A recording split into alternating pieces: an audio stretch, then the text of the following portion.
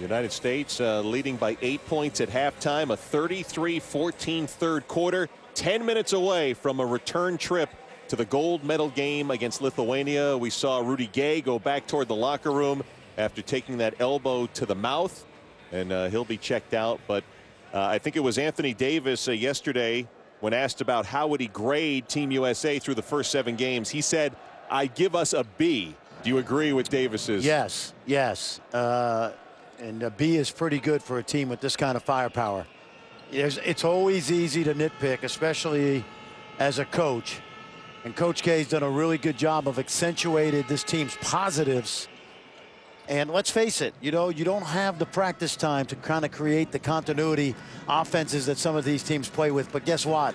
You don't need to when you have the kind of scoring that you put on the floor. He's managed this team extremely well. Pocius driving in, reverses and scores. The former Dookie Martinez Pocius. Team USA, along with the guys that sit on the bench like Tom Thibodeau, Jim Boeheim, Monty Williams, Jeff Capel, Mike Hopkins, assistant coach from Syracuse, Adrian Griffin, assistant coach with the Chicago Bulls. All those guys have been preparing for the teams in the other 2 pools anyway. So although I joked with Jeff this morning about him knowing the Spanish scouting report cold, they've also been paying attention to France and Serbia. Nice takeaway by Thompson. Pocius saves though. Kuzminskis, who had the big first half, scores there for Lithuania. Nice confidence builder for a young guy. It's a deep, balanced Lithuania roster, so he was the odd man out for much of this tournament, but he's played well today. Lithuania suffering only 1 loss in the tournament up to this point. That was against Australia in pool play, but perhaps a sign of times to come, as it is saved by Davis, but the shot clock winds out. There was never a whistle from the officials, so it'll be a 24-second violation. They blew a 15-point lead in the win over New Zealand in the round of 16, and then needed a big second half against Turkey in the quarterfinals. So Lithuania, who, unless they come with a big comeback here in the 4th quarter, everyone will still be caravanning west to Madrid, because there's still a 3rd place, a bronze medal game to be played for the loser of today's game. Oh, and that's a huge deal for this country with 3 million people, like the size of New Jersey. You talk about guys like Sabonis and Marshallonis, the first Lithuanian to play in the NBA, as Irving scores. You think back to those great Soviet Union teams of the 80s, and it was populated with Lithuanian players before their independence. Marshallonis, Sabonis, Kurtinaitis, who's now an excellent coach in Europe, Chamakas. That offense that every college team runs now, we've seen it in this tournament, the pick and roll continuity that goes side to side. A lot of us stole that from Coach Remus Kurtinaitis, the great shooter, and now it's become part of, it's like America's pick and roll offense. So the influence on European basketball in the States is, it goes back and forth. Well, on the floor against Klay Thompson, that'll be his 2nd. We've talked about the medals that Lithuania has come up with. This is since 1992, 3 bronze in the Olympics, and certainly they have had their chances against the United States in semifinal play, have always seemingly come up on the short end, but a very decorated national program. Well, think about it. 3 million people, and they love basketball. I've said many times, and I think I'll get this straight this time. They're like Kentucky Wildcat fans. Yeah. Oh, it is wild. Yeah, and you can tell by the crowd. I mean, if you're watching at home, you can tell by this great crowd in the green, gold, and red.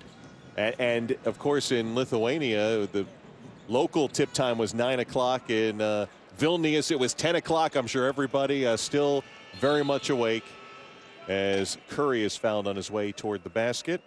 Šarūnas Visalaskis. Haven't had to pronounce his name yet today. Been working on that one. Well, those guards, this team only has 4 guards on the roster. It's interesting about Lithuanian basketball.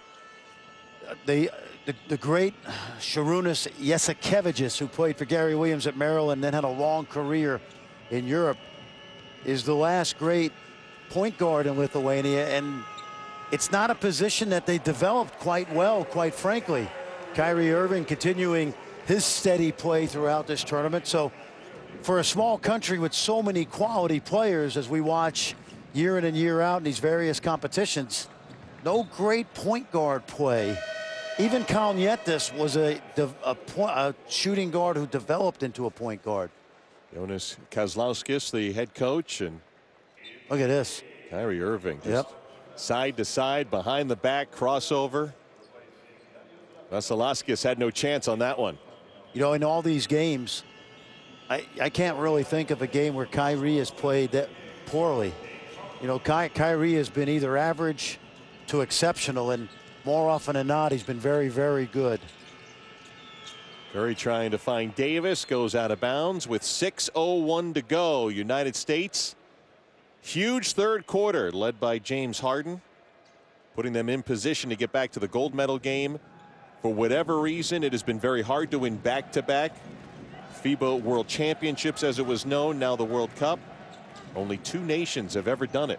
Well, in we won in '94 with the NBA players. In '98, we played with our version of the D-League players because of the strike year. 2002, we didn't show up on our home soil in Indianapolis. Coach K still getting his money's worth. Anthony Davis got called for his 4th foul. Unhappy with that call. 2006, Coach K took over, and it's been a nice run since. Trying to make it 62 straight wins. United States comfortably in control as we were heading to timeout. Anthony Davis not only was called for the foul, but was also called for a technical, and in FIBA that counts as a personal foul, so his 4th and 5th, and Davis is done. He'll get an early rest before the team heads to Madrid. Anas Juskevicius will finish up the technical free throws.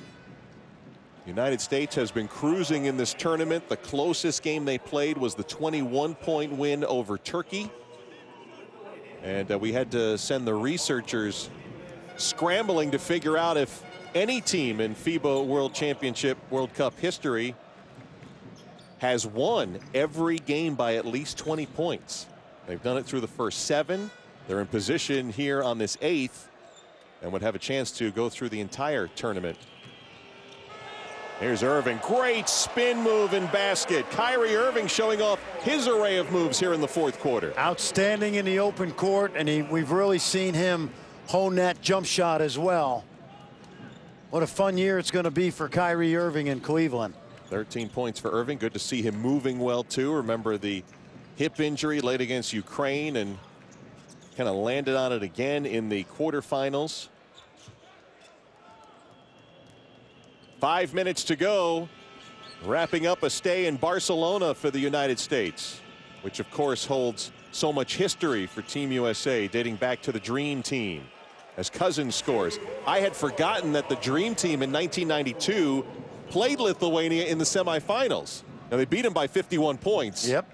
But not the first time they've met in Barcelona in a semifinal. That was some of the remnants of those guys that played on those Soviet Union teams, and you see the margins so far in this tournament. By the way, the answer to the question is nobody. Nobody has ever won every game by at least 20 points. The 1994 U.S. team won it by at least 15 points every game. So timeout on the floor called by Lithuania. Team USA 86-58 lead over Lithuania. First semifinal with 4:36 to go. Tomorrow, 4 Eastern, ESPN2, the other semifinal in Madrid. France against Serbia. If you're the United States, which team has the best chance to maybe pull off the stunner on Sunday? I don't think it really matters to Team USA, and I don't mean that in a negative way.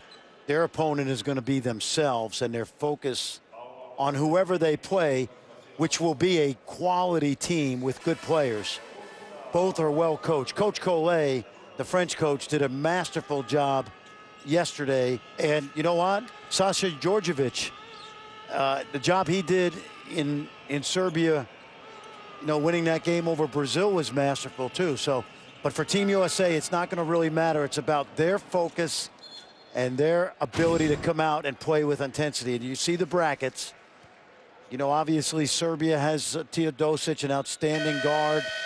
They have Radulica inside, Kristic inside. France has some NBA players who, quite frankly, haven't played great offensively anyway. Diaw was great yesterday, no question. He's one of those guys you don't even have to look at his stats, right? He's just a matchup nightmare. He's a connector. He's a player who connects his teammates to their strengths. But it's more about Team USA staying focused, and that's been Mike Krzyzewski's strength throughout.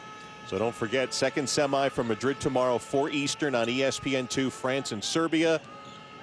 Got the third place game on Saturday on ESPN3. And then the gold medal game coming up on Sunday. Farid out to Irving. Yep, finished fourth quarter.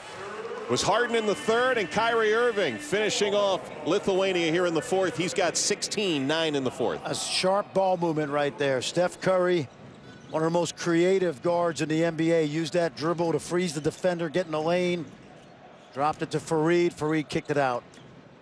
Iskevicius finding Monty Eunice for the baby hook in the lane. Now again, you made the point, you know, Lithuania is going to lose this game, but that bronze medal game, regardless of who they play, is particularly huge. Oh, the Manimal arriving here in the fourth quarter. You know, he's been quiet today in many ways.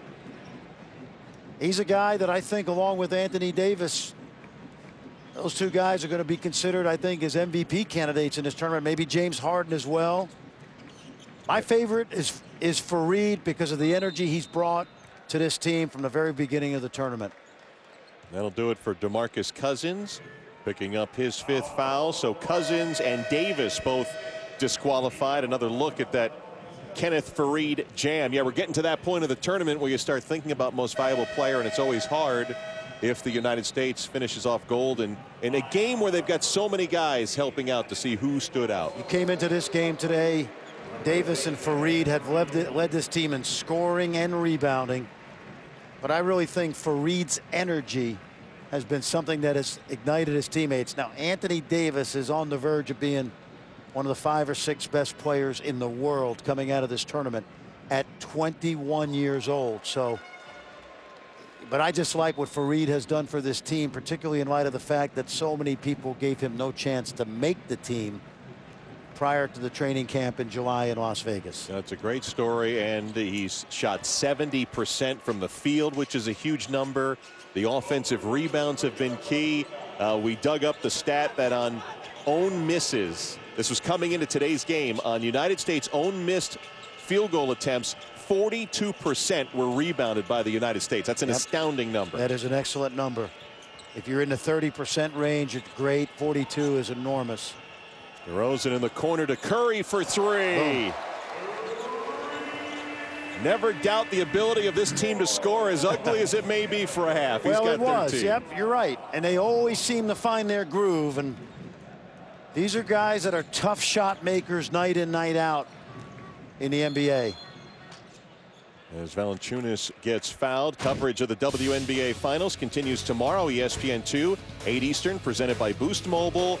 Brittany Griner and the Mercury up 2 games to none, trying to close out the Chicago Sky in that best of 5. We heard at halftime, Brittany had outpatient procedure to correct a retinal issue. She's going to be reevaluated tomorrow morning and then head to Chicago. So a game time decision as the Sky look to keep that series going, and Phoenix trying to close it out and get their 3rd championship.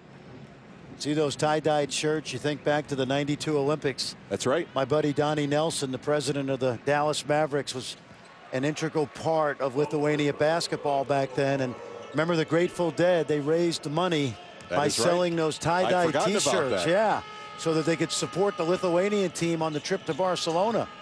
Those shirts are historic. Andre Drummond's going to get himself to the free throw line. I know Bill Walton's got a few of those in his closet. Yep. He could have just opened up the closet and maybe took one big shirt, cut it in half. I wouldn't want to open up his closet. He's got great stories. You know, I don't get a word in edgewise when we discuss those stories, but he's one of the classics. Oh, come on. Come on, Mark. Haven't you ever been to Eugene? I think the last time I ran into Bill was in Tucson a couple of years ago.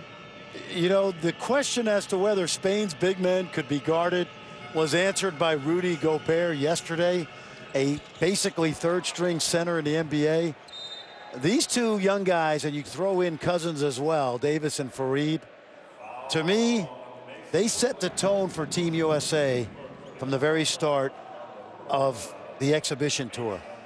Because once we saw how energetic they would play, even when the shooting came and went from the perimeter, they were the one constant, like having a really good offensive line in football. Those two guys, they anchored the paint defensively, and they cleaned up the missed shots. Well, Mike Krzyzewski telling us, Anthony Davis, I think the quote was, he's going to be a heck of a leader. And you mentioned how young he already is.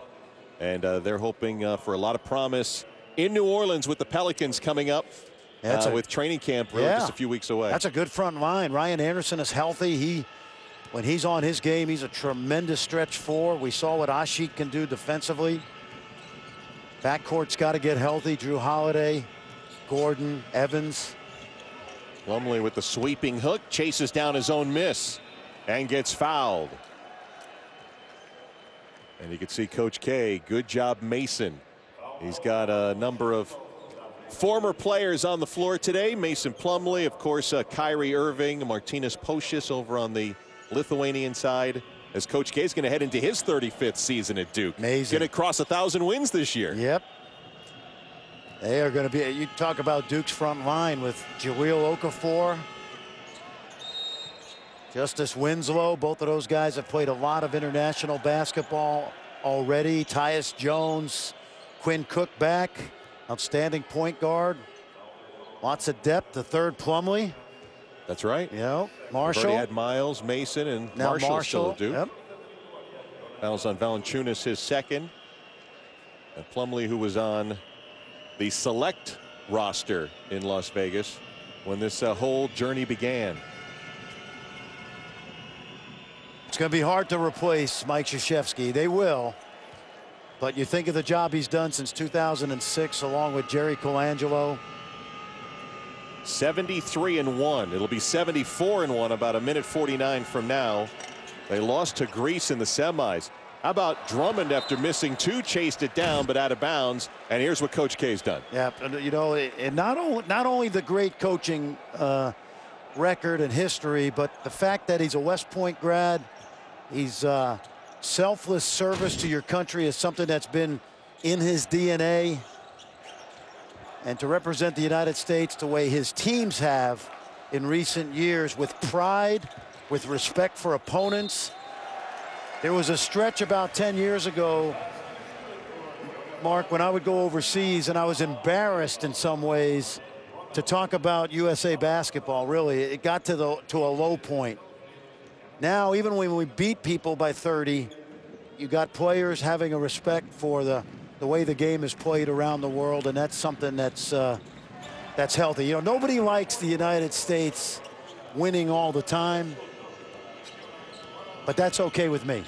Well, it'll be interesting to see now over this next generation of international players after quote-unquote catching up. And of course, Jerry Colangelo has done such a fine job retooling the program and getting a huge pool of players and selecting from that. And oh, hey, the pipeline starts at the grassroots level right now. We're the under-17 world champions and the under-19 world champions currently. Under a minute to go before the United States officially will be back in the gold medal game to face either France or Serbia.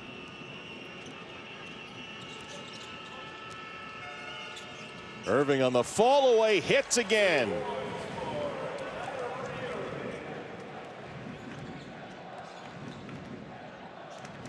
USA might fall short of triple digits here in the semifinal, averaging 103 points per game so far in the tournament.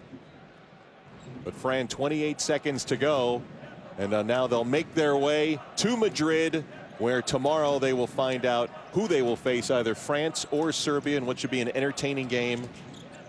Most of Spain still shocked by Spain falling against France yesterday. Ironically, Team USA scouting staff led by Arturas Karnišovas, the assistant general manager of the Denver Nuggets. You see Rudy Gay back on the bench, and Arturas is the lead scout for Team USA, and he's a former Lithuanian national team star.